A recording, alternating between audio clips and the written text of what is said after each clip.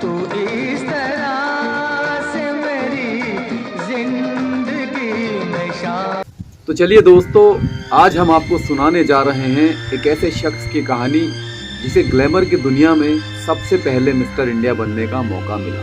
जहाँ भी जाऊं ये लगता है। जी हाँ दोस्तों, ये कहानी है गुजरे हुए वक्त के एक नामी एक्टर दीपक पराशर की, जिन्हें फिल्म निकाह में काम करने का मौका मिला और इस फिल्म से वो रातों रात हर घर में फेमस हो गए। हर कम्युनिटी में उनकी पहचान बन गई थी।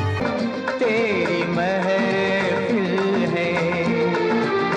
और उस वक्त के लोग दीपक पराशर को एक अच्छे और बेहतरीन अभिनेता के तौर पर देख रहे थे। दोस्तों, दीपक पराशर उन सितारों में हैं जो ग्लैमर की दुनिया में इत्तेफाकन आए, फिल्मी दुनिया के आकाश पर सितारा बनकर छा गए और फिर एक सितारे के तरह ही गायब हो गए।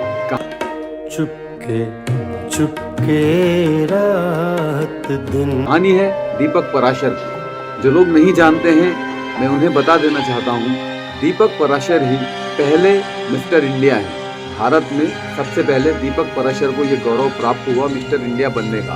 आंसू बहाना याद है। क्योंकि जब वो दिल्ली से मिस्टर दिल्ली चुनकर मुंबई गए और वहाँ पर उन्होंने मिस्टर इंडिया प्रतियोगिता में भाग लिया, किस्मत ने यहाँ पर भी उनका साथ दिया। उनके साथ साथ एक कलाकार और आई थी, उनका नाम था पूनम ढिल्लों। 1976 में दिल्ली से मिस्टर दिल्ली का खिताब जीतने के बाद पंकज पराशर मुंबई चले गए और मुंबई जाकर उन्होंने मिस्टर इंडिया का खिताब भी अपने नाम कर लिया। इत्तेफाक से उसी साल मिस दिल्ली बनी थी पूनम ढिल्लों। ये दोनों खिताब जीतकर मुंबई चले गए। मुंबई जाने के बाद दोनों ने मिस्टर इंडिया और मिसेस इंडिया का खिताब अपने नाम करने की बड़ी कोशिश की, लेकिन दीपक पराशर मिस्टर इंडिया बने और पूनम ढिल्लन रह गई। इसी साल मिस इंडिया बनी नफीसा अली। दीपक को जब मिस्टर इंडिया बनाया गया तो उनके सर पर ताज पहनाया था ये अभिनेत्री जीनत अमान ने। और इत्तेफाक की बात है कि दीपक की पहली हीरोइन भी यही बनी थी, जीनत अमान। और इस फिल्म का नाम था इंसाफ का तराजू और इसी फिल्म में राज बब्बर भी थे। इसके बाद भी राज बब्बर और दीपक ने एक साथ काम किया, जैसे फिल्म का नाम था आप तो ऐसे ना थे और निकाह। इन फिल्मों में इन दोनों एक्टर ने एक साथ काम किया। कहते हैं कि राज बब्बर इस फिल्म के बाद जलने लगे थे दीपक, और दीपक के खिलाफ उन्होंने तरह तरह की साजिशें रची, ऐसा कहते हैं फिल्म इंडस्ट्रीज के लोग। इसी बीच कुछ ऐसा हुआ कि दीपक की जिंदगी में एक तूफान आ गया, एक अनचाहा तूफान। हुआ ये कि दीपक की शादी ऐसी लड़की से हो गई जिसकी शादी उनके चचेरे भाई से होनी थी। लड़की का नाम सरिता था। हुआ यूं कि जब शादी का वक्त करीब आया तो दीपक का जो चचेरा भाई था शादी के मंडप से भाग गया। पता चला कि वो किसी और से प्यार करता है।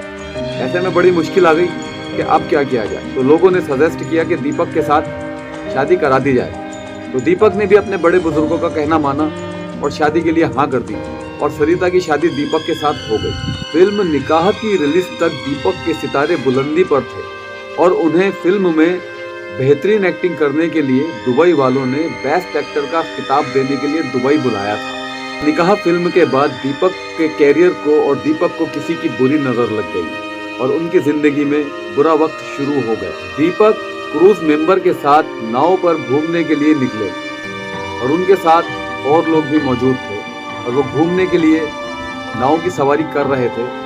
इत्तेफाकन किस्मत से उनकी नाव पलट गई। नाव में सवार 2 लोगों की मौत हो गई और दीपक का पैर पूरी तरह से चकनाचूर हो गया। यहाँ तक कि पैर काटने तक की नौबत आ गई। मुश्किलों का पहाड़ दीपक के सर पर टूट गया। एक उगता हुआ, एक चढ़ता हुआ सितारा, एक बुलंद कैरियर बनाने निकला बॉलीवुड का ये सितारा उस वक्त बिल्कुल टूट कर रह गया था। जरा सोचिए उस हालात में दीपक ने क्या किया होगा। चलिए मैं बताता हूँ आपको। अभी दीपक की मुश्किलें कम नहीं हुई थी, बल्कि और ज्यादा मुश्किलें बढ़ गईं। वो लड़की जिसका दीपक ने मुश्किल वक्त में हाथ पकड़ा था, जिसके साथ 7 जन्म के वादे निभाए थे और उस लड़की ने भी 7 जन्मों तक साथ देने का वादा किया। जी हाँ, मैं सरिता की बात कर रहा हूँ। ऐसे मुश्किल वक्त में जब दीपक को सहारे की सख्त जरूरत थी और उनके लिए ऐसा माहौल बन गया था कि डूबते को तिनके का सहारा, ऐसे मुश्किल वक्त में भी उनकी बीवी सरिता उनका साथ छोड़कर अपनी बेटी को लेकर कहीं दूर चली गई थी दीपक को छोड़कर। ये हैं आजकल के रिश्ते कि मुश्किल के वक्त में जिस दीपक ने सरिता का हाथ पकड़ा था उसी सरिता ने दीपक के बुरे वक्त में दीपक का साथ नहीं दिया। और क्या हो सकता है बताइए। 7 जन्मों का रिश्ता चंद लम्हों में, चंद मिनटों में टूट गया और दीपक अकेले रह गए। पर दीपक ने हार नहीं मानी। इस मुश्किल वक्त का बड़ी हिम्मत से सामना किया और कुछ वक्त के बाद दीपक तंदुरुस्त हो गए। और तंदुरुस्त होने के बाद 6 फुट लंबे हैंडसम दीपक ने फिर से बॉलीवुड फिल्मों में काम करना शुरू कर दिया। और दीपक ने काम करना शुरू कर दिया। दीपक ने रामसे ब्रदर्स की भूतिया फिल्मों में खूब नाम कमाया और उस वक्त रामसे ब्रदर्स की हर दूसरी फिल्म में दीपक का रोल जरूर होता था। और दीपक सफलता की पायदान पर फिर से चढ़ने लगे और अच्छा खासा पैसा कमाने लगे। और इसके बाद दीपक ने टेलीविजन का रुख किया और वो फिल्मों के साथ साथ टीवी सीरियल्स में भी नजर आने लगे। इसमें उन्होंने चंद्रकांता और स्वाभिमान जैसे सीरियल में भी काम किया। इसके अलावा दीपक बिग बॉस 2 में भी नजर आए और इसके अलावा उन्होंने लगभग 62 सीरियल में काम किया है। और इस तरह से उनका वक्त गुजरने लगा।